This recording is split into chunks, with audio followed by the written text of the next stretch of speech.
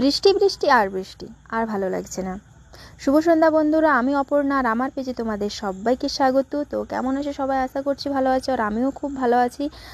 আর বৃষ্টি মানেই কিছু তেলে ভাজা খেতে ইচ্ছে করে। আর আমার মেয়ে আর ছেলে সকাল থেকেই বলছে মা কিছু বানিয়ে দাও। আমি বললাম ঠিক আছে, কি বানাবো বলো? বলছে পকোড়ি বানাও। এই কারণে আমি দুপুরবেলা বুটের ডালটা ভিজিয়ে দিয়ে রেখেছিলাম। এই দেখো আমি পেস্ট করে নিয়েছি, আর অল্প একটু বেসন নিয়েছি, আর আলু পেঁয়াজটা আমি আগের থেকে কেটে রেখেছিলাম। আর এদিকে দেখো আমি বেসনের মধ্যে বুটের ডালের পেস্টটা এরপর দিয়ে দেবো, আর এটার মধ্যে আমি হলুদ নুন এসব কিছু দিয়ে রেখেছি।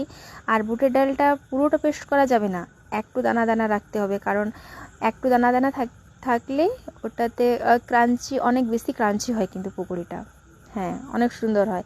আর এদিকে দেখো আমি মাখিয়ে নিচ্ছি বেসন দিয়ে বুটের ডালটা, আলু পেঁয়াজটা সব কিছু দিয়ে আমি মাখিয়ে নিচ্ছি। এরপর আমি কড়াইতে তেল দিয়ে দিয়েছি গরম হতে। এরপর দেখো আমার কড়াইয়ে তেলটা গরম হয়ে গেছে। এরপর দেখো আমি পকোড়িগুলো ছেড়ে দিচ্ছি। তো অনেকটাই পকোড়ি হয়েছিল। তো কে কে খাবে বন্ধুরা? চলে এসে সবাই, সবার জন্য রেডি আছে। ভালো থেকো, সুস্থ থেকো সবাই।